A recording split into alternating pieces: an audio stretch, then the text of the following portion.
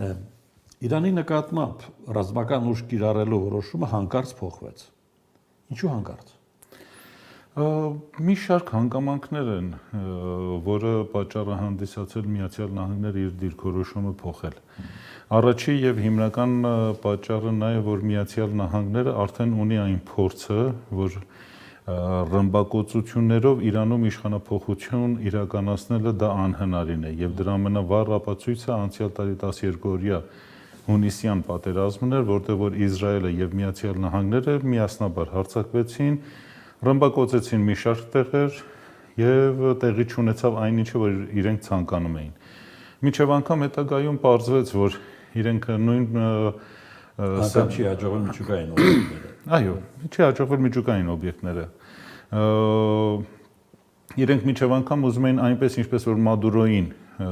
գողացան Վենեսուելայից, նույն ձև իրենք ուզում էին իրականացնեին Իրանում, բայց մինչև որ իրականացնելը մեկ օր առաջ բոլորին ձերբակալեց Իրանի անվտանգությունը եւ ձախողվեց այդ ամեն ինչը։ Եվ դրա համար իրենք սկսեցին արդեն մարդկանց ուղղակիորեն ոչնչացնել, այդ թվում պաշտպանության նախարարին եւ մի շարք այլ բարձրաստիճան հավանականությունը վենեսուելական սցենարը կիրառել նաեւ Իրանում։ Իրենք դրա համար տարիներ ի վեր պատրաստվել էին։ Տարիներ ի վեր էին պատրաստվել։ Եվ մինչև հոգևոր առաջնորդին։ Այո, եւ հոգևոր առաջնորդին, եւ նախագահին, եւ բարձրաստիճան մի շարք պաշտոնյաներին զինվորականներին հետագայում սպանեցին, մահափորձը կազմակերպեցին նախագահի դեմ, բայց ողջ մնաց նախագահը, կրոնական առաջնորդի դեմ չկարողացան, քանի որ չկարողացան ճշտել, թե ինքը որտեղ է գտնվում։ Եվ դրա համար իրենք, ասեմ, բավականին մեծ պատրաստություն էին տեսել։ Սա հիմնական առաջի պատճառն էր, որը Միացյալ Նահանգները հրաժարվեց, քանի որ եթե միայն իրենք բավարարվեն օդային հարվածներով, իրենք ոչ միտեղ չէին հասնի։ Իսկ քանի որ Թրամփը ինքը բլեֆանող է, ինքը բլեֆ արեց, որ այ ուր որ եք խփենք, բայց իրականության մեջ ոչ մի բան տեղից չէր շարժվում։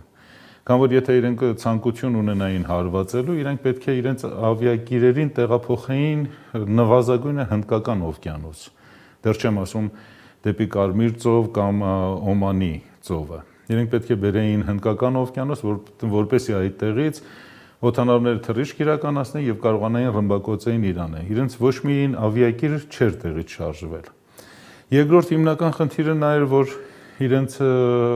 հիմնական ռազմաբազաները, որոնք որ գտնվում էին տարածաշրջանում, այդ թվում Քուվեյթում, Կատարում, Միացյալ Արաբական Էմիրատներում, Թուրքիայում, Սիրիայում, Իրաքում եւ այլ վայրերում, այդ տարածքներում լուրջ տեղաշարժեր չկար։ Ընդամենը մի քանի լիցքավորող օդանավեր էին տեղափոխվել Կաթար, որոնք էլ այսօր իրենք հետ վերադարձան։ Այսինքն այս ամենը ծախսատար մի ներկայացում էր, որը ցանկությունն էր որոշակի քաղաքական դիվիդենդներ քաղել եւ նաեւ փորձել հակազդեցությունը։ Վաշինգտոնը։ Այո, քաղեց։ Եվ նաեւ փորձեր տեսնել, թե ինչպես են արձագանքելու Չինաստանը եւ Ռուսաստանը։ Քանի որ նոր համաշխարհային համակարգը, որ գնում է դեպի ստեղծման, ինքը հիմնականում ունենալու է երկու բևեռ։ Մի կողմում Միացյալ Նահանգներն է, մյուս կողմում էլ Չինաստանն է, որին կցված է Ռուսաստանը։ Այդ իսկ պատճառով իրենց համար կարևոր էր, որ տեսնեին, թե ինչ է տեղի ունենում։ Երրորդ եւ հիմնական խնդիրը, որ կար, նա էր, որ իրանցիները սկզբնական շրջանում, քանի որ այս ամբողջ խառնաշփոթը ստեղծվեց եւ առաջացավ դեկտեմբերի 28-ից։ Դեկտեմբերի 28-ից այս կողմ իրանցիները, իրանական զինված ուժերը թույլ տվեցին, որ ցուցարարները իրենց դրսևորեն մինչև վերջ։ Եվ որոշակի տեղեկատվություն կար, որ հիմնական զինված խմբավորումները, որոնք ներթափանցել են Իրանի տարածք, շուրջ 7000 հոգի են, որոնք Իրաքից, ասում։ Եվ Իրաքից, եւ Թուրքիայից ու մասամբ նաեւ Ադրբեջանից։ Եվ իրենք ինչ էին բանանում, տարածվել էին Պարսկաստանի տարածքով մեկ խմբավորումներով 10, 20, 50, հիմնական խմբավորումները Թեհրանում էր, որտեղ որ 50-ից մինչև 100 հոգանոց խմբեր էին, փոքրիկ, որոնք Թեհրանի տարբեր հատվածներում իրականացնում են խժդեժություններ, եւ երբ որ տեսան, որ այդ խժդեժությունները սպանություններ, այո, Երբ որ տեսան, որ այդ խժդժությունները այդքան ցուցարարներին դիմար կրակողները եղել են։ Եթե չսխալվեմ, այսօր Պարսկաստանում Իրանի պաշտպանության նախարարությունը բոլոր ռազմական կցորդներին ցույց է տվել, թե ինչպես են փողոցում ցուցարարները պարզապես գլխատում ոստիկանին, որը ոչ մի դիմադրություն ցույց չի տալիս, կամ ինչպես են փողոցում սպանում փայտերով, քացով եւ քարերով ոստիկանությանի եւ որոշ զինվորականների։ Կամ նաեւ իրենք այդ խժդժություն առաջացնող մարդիկ ինչպես են սպանում իրենց նկարահանածը ոստիկաններին եւ ոստիկանապետերին տարբեր տեղեր ճանապարհների վրա։ Այստեղ իրենք պարսիկները թույլ տվեցին, որ դա տեղի ունենա, որպեսզի հետագայում իրենք ունենան պատճառ եւ ալիբի այդ բոլորին միանգամից հավաքելու։ Եվ Պարսկաստանի ազգային անվտանգության ծառայությունը ինքը կարողացավ ժամանակին ձերբակալել այդ 7000-ից հիմնական կորիզը։ Մի մաս իրենցից ձերբակալման ժամանակ ինքնասպանություն գործեցին, մի մասն էլ ձերբակալվեցին եւ հետո արդեն Իրանի գլխավոր դատախազը հայտարարեց, որ իրենց հետ շատ կոշտ է լինելու եւ կարճ դատավարությունների ընթացքում բոլորին դատապարտեցին մահապատժի։ Եթե տեղի ունենար այդ մահապատիժը, պահանջում է այդ մահապատիժը չեղարկել։ Այո, եթե տեղի ունենար այդ մահապատժի իրականացումը, Իրանում գալացող գոնե տեսանելի ապագայում 10-15 տարվա ընթացքում էլ որևիցե հակակառավարական ցույցեր կազմակերպելը կլիներ բավականին բարդ։ Այդ իսկ պատճառով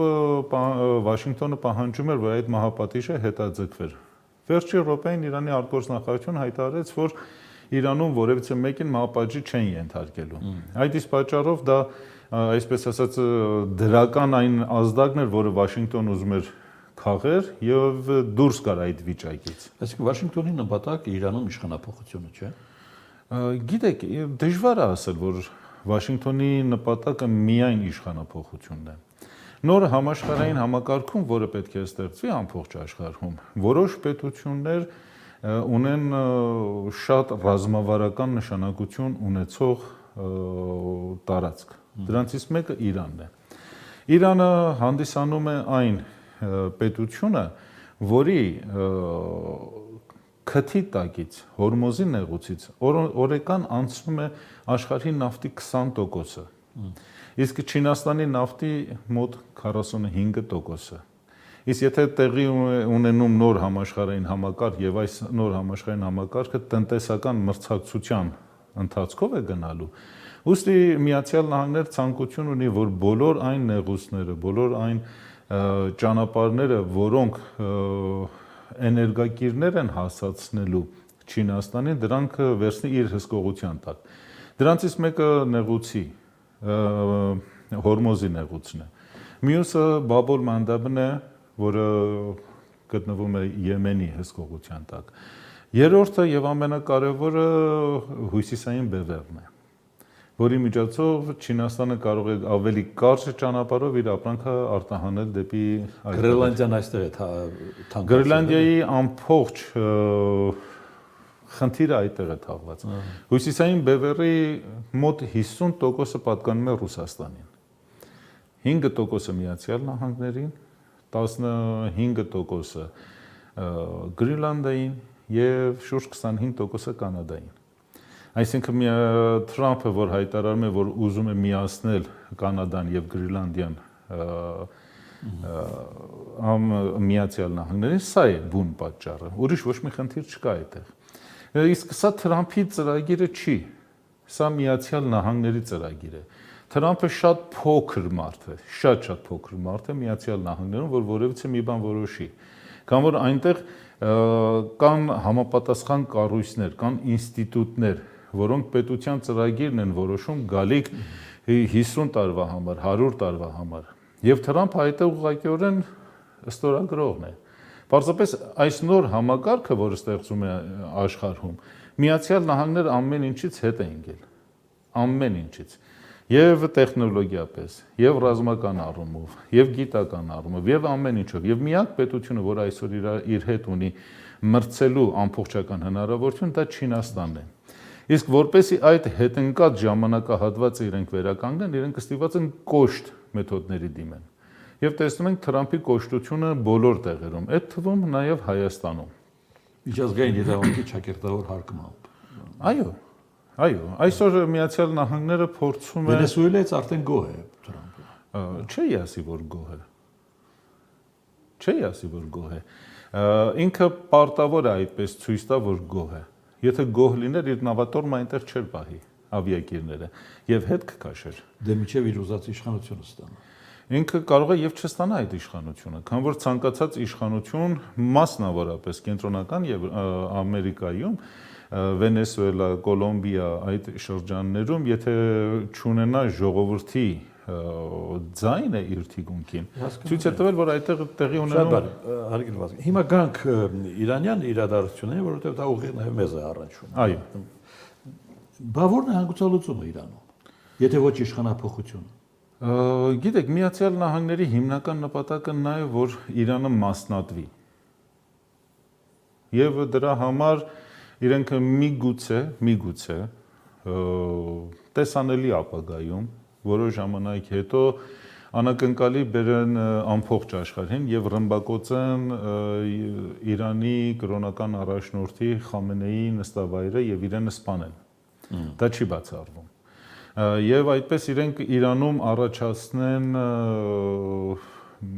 ղեկավարման քաոս։ Կարելի է պատկերացնել ինչ կառաջանա։ Այո, ղեկավարման քաոս առաջացնել եւ իրենք զուգահեռաբար հավանաբար նաեւ ռմբակոծեն Հեղափոխության կորպուսի ղեկավարների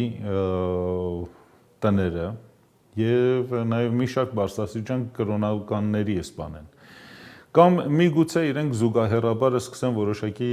աշխատանքներ կատարել։ Այնինչ որ պարզ է Միացյալ Նահանգները եւ Արևմուտքը իրենք ցույց են տվել, որ վստահելի բանակցող կողմ չեն։ Եվ բոլոր այն պետությունները, ովքեր որ ժամանակին վստահել են Արևմուտքին եւ Միացյալ Նահանգներին, իրենք անմիջապես հարված է հասացվել իրենց։ Ամենապարզ օրինակը բերենք նույն Իրանի պարագայում, երբ Բարակ Օբաման բանակցում էր Իրանի հետ եւ խոսում էին, որ պետք է սահմանափակեն իրենց միջուկային էներգիան, իրենք Իրանում կազմակերպեցին որոշ գիտնականների սպանություն։ Հետագայում, երբ որ Թրամփն էր բանակցում վերանայելու միջազգային բանաձևը Իրանի հետ 6+1-ը, իրենք սպանեցին Իրանի ռազմական առաջնորդին Ղասեմ Սոլեյմանին 2020 թվականին։ Եվ նույն Վենեսուելայում իրենք բանակցություններ էին վարում Մադուրոյի հետ, որպեսզի ստանան միջին ինչ-որ մի իրավիճակ, բայց հարձակվեցին եւ ձերբակալեցին իրեն։ Կամ անցյալ տարի հունիս ամսին, երբ որ տեղի ունեցավ Իրանի ռմբակոծությունը, Միացյալ Նահանգները բանակցությունների սեղանին էր Վիտկոֆի միջնորդությամբ։ Եվ իրենք բանակցությունների ժամանակ ռմբակոծեցին Իրանը։ Այսինքն Արևմուտքը ինքը ընդհանուրի մեջ ընդհանրապես վստահելի բանակցող չի։ Եվ միգուցե իրենք նորից սկսեն բանակցություններ վարել Իրանի հետ, բայց զուգահեռաբար իրենք քաջալերեն, ֆինանսավորեն, տեղեկատվություն տրամադրեն որոշ հակաիրանական խմբավորումների եւ նրանց միջոցով կազմակերպեն ահաբեկչական գործողություններ, քանի որ նմանատիպ փորձ կար Իրանում։ Իրանի էթնիկ կազմում ահաբեկիչներ գտնելը դժվար չէ։ Գիտեք, դժվար է։ Իրանում համաիրանականությունը, փան-իրանիզմը շատ ուժեղ է, շատ։ Նույն բելուչության արդյունք է։ Ոչ, դա Իրանի 2500 տարվա անընդհատ պետականության արդյունքն է։ Նույն, ասենք, Իրանում ապրում է շուրջ 10 քանի միլիոն, մինչև 20 միլիոն ծագումով թուրք, որոնք թրքալեզու, ոչ թե թուրք, այլ թրքալեզու ժողովուրդ, իրենց հետ երբ որ խոսում եք, իրեն ասում են թող Թուրքիան եւ Ադրբեջանը գան մեզ միանան, մենք ինչու պետք է իրենց միանանք։ Եվ հետո մեկ կարևոր խնդիր էլ կա։ Եվ 2025 թվականի հունիսյան 12-օրյա պատերազմի ժամանակ եւ այս խժդժությունների ժամանակ Ադրբեջանի տարածքից բավականին մեծ օժանդակություն ցուցաբերվեց ցուցարարներին։ Օրինակի համար, որպեսի տեղեկատվությունը, որը խլացվել էր ինտերնետի Իրանում եւ միջև անգամ երբ որ հունվարի 4-ին Իլոն Մասկը հայտարարեց, որ Starlink-ը Իրանում անվճար է լինելու եւ իրենք կարող են ժողովուրդը օգտվեն, մինչև անգամ այդ ժամանակահատվածում Ադրբեջանի կողմից բավականին ենթակառուցվածքային դաշտ տրամադրվեց այդ ցուցարարներին եւ երբ որ կապը կտրվեց, մասնավորապես Starlink-ի կապն էլ իրանցիները կարողացան խլացնել առաջի անգամ աշխարհում դա իդեպ որոշ ցուցարարներ ղեկավար կազմի իրենց գնում էին Ադրբեջանի սահմանը Արցախի շրջանում եւ այնտեղ ադրբեջանական SIM քարտերով միանում էին ադրբեջանական ինտերնետին եւ տեղեկատվությունը իրենք տարածում էին եւ առաջի տեղեկատվություն տարածողը հենց ադրբեջանական լրատվամիջոցներ են պետական լրատվամիջոցը եւ սա ցույց է տալիս որ այդ մարդիկ ունեին իրենց հովանավորությունը եւ Իրանը լավ գիտի այս անցուդարձը միանշանակ գիտեք Իրանը ինչպես ցանկացած հին պետություն իրենք ունեն լավ պատմական հիշողություն եւ իրենք այդ ամեն ինչը իրենց մոտ արձանագրում են իսկ հին պետությունները մեծ պետությունները վրեժը սառը են ուտում իրենք երբեք տակ գլխով որևիցե մի գործողություն չեն իրականացնում հիմա շատ կարեւոր է հասկանալ ամեն դեպքում իրանյան հանգուցալուծումը մեզ ինչքանով է անդրադառնում եւ ինչքանով է անդրադառնում Բաքվին գիտեք հաշվի առնելով այս կտրուկ տարբերությունները մեր եւ Բաքվի միջև հանդեպ Իրանի գիտեք այստեղ խնդիրը եթե գլոբալ նայենք ոչ Իրանն է ոչ Հայաստանն է ոչ Ադրբեջանն է այլ հին համակարգը որտեղ որ միաբևեռ աշխարհ էր Միացյալ Նահանգները թողնում է դա բաց է թողել ինքն էլ ընդունում է որ այդ միաբևեռ աշխարհը չկա արդեն նոր բազմաբևեռ աշխարհն է որ պետք է ստեղծվի դեռ չի ստեղծվել դեռ իր կարգ ու կանոնը եւ իր օրենքները չի ստեղծվել Պուտինը կամ Սի Ցզինպինը իրենք շատ են խոսում այդ բանի մասին բայց չկա այդ համակարգը եւ այստեղ առաջացել է մի անցումային փուլ հին համակարգից դեպի նոր համակարգ եւ այս անցումային փուլում ամբողջ աշխարհում լինելու է պատերազմներ ամբողջ աշխարհում քանի որ բոլոր պետությունները Միացյալ Նահանգները Չինաստանը Ռուսաստանը ինչ որտեղ այսօր գոյություն ունեցող Եմեն որը կարող է շատ շուտով ինքն էլ քայքայվի ամեն մեկը փորձում է իր ազդեցության գոտին իր ազդեցության ոլորտը տարածել զարգացնել եւ այնտեղ որտեղ որ կա հաստատել իրեն դրա համար Միացյալ Նահանգները հետ է վերադարձել միացյալ ամերիկյան մայրցամաքը եւ հյուսիսային եւ հարավային եւ կենտրոնական Ամերիկան դատարկել այլ պետությունների ազդեցությունից դրա համար իրենք նաեւ խոսում են եւ առևտրի առարկա են դարձնելու Միացյալ Նահանգները մի շարք տարածքներ Ռուսաստանի եւ Չինաստանի հետ այդ տարածքներն են կենտրոնական Ասիան եւ Անդրկովկասը եւ դրա համար էր որ օգոստոսի 8-ին Թրամփը Միացյալ Նահանգները մտավ ուղիղ կերպով այնինչ որ տարիներ ի վեր խուսափում էր անելուց ուղիղ կերպով մտավ մեր տարածաշրջանը եւ խոսեց թրիփի մասին Միացյալ Նահանգները սովորություն ունի խոշոր բլեֆներ անելու եւ թեկուզ այդ բլեֆի համար հարկ լինի ինքը մի քանի միլիարդ դոլար էլ կծախսի դե նույնն անում է արդեն Միջին Ասիայում նույնն անում է Միջին Ասիայում ժամանակին դուք անպայման կհիշեք 1980 թվականին երբ որ Ռեյգանի իշխանության գլուխ եկավ Միացյալ Նահանգներում հայտարարեցին աստղային պատերազմի ծրագրի մասին եւ իրենք միլիարդներ ծախսեցին դրա համար բայց դա ամբողջությամբ մեծ բլեֆ էր եւ այդ բլեֆի տակ թաքնված էր սովետական միությանը մղել դեպի մի կողմ որպեսզի ինքը ծախսի ավելի շատ եւ փլվի հիմա նույն բլեֆը իրենք անում են այստեղ նույն բլեֆը այսինքն թրիփը ինքը մեծ բլեֆ է Կենտրոնական Ասիայի երկրներին հետ 5+1 բանաձևը, որ դեռ սկսել է 2015 թվականից, ինքը մեծ բլեֆ է։ Եվ հիմա արդեն կամ որոշ ժամանակ հետո այս բլեֆները պետք է առևտրի առարկա դառնան։ Միգուցե Միացյալ Նահանգներն ասի, որ Չինաստան դու դուրս արի Գրենլանդիայից, քանի որ իրենք արդեն տարիների վեր որ այնտեղ տարածքներ են գնում եւ իրենք այնտեղ ունեն լուրջ ազդեցություն, ասեն դու դուրս արի, մենք կենտրոնական Ասիայի այսինչ երկիրը թողնում ենք, դուրս են գալիս։ Կամ Ռուսաստանին ասեն գիտես ինչա, արի պայմանավորվում ենք մեկ հատ բուֆերային գոտի ենք կստեղծում Ուկրաինայում, որտեղ արդեն դարել է վառված հող բոլորի համար, եւ այդ բուֆերային գոտու դիմաց մենք թողնում ենք Անդրկովկասը։ Սրանք բոլորը հավանականություններ են։ Պետք է սպասել տեսնել, թե Միացյալ Նահանգները ինչի հետ է ուզում փոխել, որտեղ է իր ամենամեծ շահը։ Եվ այստեղից խնդիր է առաջանում մի շարք պետությունների, այդ թվում Իրանի կարգավիճակը։ Իրանի կարգավիճակի հետ մեկտեղ նաև Թուրքիայի կարգավիճակը։ Վերջիվերջո Ռուսաստանը կայսրություն է։ Եվ աշխարհի խոշորագույն պետությունը, խոշորագույն ռեսուրսներով։ Եվ այսպիսի պետության հետ ինչ որտեղ որոշակի գործողություններ կատարել, խփել այդ պետության շահերը, մտնել նրա տարածքը, միգուցե տվյալ պետությունը որոշ ժամանակ ինչ խնդիրներին տվյալ պարագայում Ռուսաստանի վարած քաղաքականությունը, ոչ թե Ուկրաինայի պատերազմը։ Մենք եթե հետ վերադառնանք 2022 թվականի փետրվարի 23-ի Ռուսաստանի նախագահ Վլադիմիր Պուտինի հայտարարությանը, որ իրենք ցանկություն ունեն համաշխարհային համակարգը փոխեն, սա նշանակում էր, որ այն ժամանակ էլ ես ասացի մի բանավեճի ժամանակ, որ ռուս-ուկրաինական պատերազմը տևելու է նվազագույնը 3, առավելագույնը 5 տարի։ Քանի որ եթե ուզում են համակարգ փոխեն,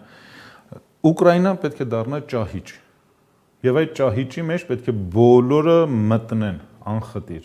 Եւ բոլորը պետք է սկսեն ռեսուրս ծախսել, այդ թվում Ռուսաստանը։ Ռուսները ասում են մեզ 4 օր կպահանջվի։ Որ ռուսներ ասել։ Ես նմանատիպ հայտարարություն որևիցե Ռուսաստանի բարձրաստիճան պաշտոնյա, Ռուսաստանի նախագահ։ Դուք կարծում եք, որ Ռուսաստանը 4 տարուց ավելի արդեն պատերազմում է Ուկրաինայում, դա լավորից է։ Ես չեմ ասում, որ լավորից է, բայց ռուսերը շատ པարզ հաշվարկ ունեն։ Ցանկացած բախման ժամանակ ով է շուտ նահանջելու։ Նա, ով որ շատ բան ունի կորցնելու։ Ինչը պետք եվրոպացուն կամ ամերիկացուն լավ ապրելու համար։ Լավ մեքենա, լավ տուն, լավ ինտերնետ, լավ ճամփորդություն, ամեն ինչի լավագույնը։ Ինչը պետք ռուսին լավ ապրելու համար։ Մի կտոր սև հաց, կես շիշ օղի, երշիկ, եւ եթե շատ լավ ուզում ապրել, մի հատ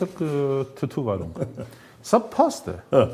Սա փաստ է, որ վերջի 500 տարին ռուսերը միշտ ապացուցել են պատմական ճշմարտությունը։ Այո, Ժիրինովսկի շուրթերից ընչած։ Եվ հիմա, երբ գնում է պատերազմ, ով է շուտ զիջելու։ Արդեն Եվրամիությունը եւ Միացյալ Նահանգները նահանջում են։ Քանի որ իրենք չէին նախատեսել այսպիսի պատերազմ։ Իրենք բոլոր իրենց մարզումները, որը իրականացնում էին Ուկրաինայի տարածքում եւ այդ 75,000-նոց խումբը, որը ստեղծել են այդ բանդերան, որը ստեղծել էին, իրենք բոլորը նախատեսել էին կարճաժամկետ պատերազմի եւ երկարաժամկետ,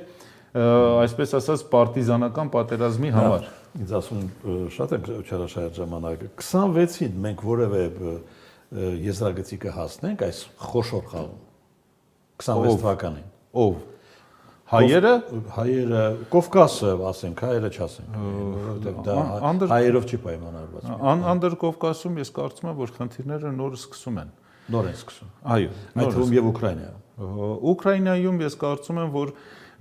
որոշ չափով արևմուտքը կփորձի այնտեղ զինադադար առաջացնի, որպեսզի այդ զինադադարից կարողանան։ Դա արևմուտքի ձեռքն է զինադադարը։ Ոչ։ Քանի որ ցանկացած զիջում արևմուտքի կողմից Ռուսաստանը պետք է օգտագործի իր դիրքերը ավելի ամրապնդելու։ Եվ քանի որ Ռուսաստանը շատ լավ հասկանում է, որ արևմուտքը ցանկություն չունի գնա ինչ որ դուք համոզված եք, որ Ռուսաստանը դեռ ռեսուրս շատ ունի այս պատերազմը վարելու։ Գիտեք, եթե ռեսուրսն էլ պակաս բերի, Չինաստանը կօգնի իրեն։ Եթե Չինաստանին չօգնեն, Գիտեք, ես կարծում եմ, որ 26 թվականին մենք նորանոր պատերազմների ականատեսն ենք լինելու եւ ամբողջ Անդրկովկասը ու նաեւ Կենտրոնական Ասիան ավելի շատ քաոտիկ իրավիճակների մեջ են լինելու։ Եվ մենք նորից տեսնելու ենք պատերազմը ավելի թեժանալու միջին արևելքում։ Դժբախտաբար մարդկային զոհերը անպակաս են լինելու 26 թվականին։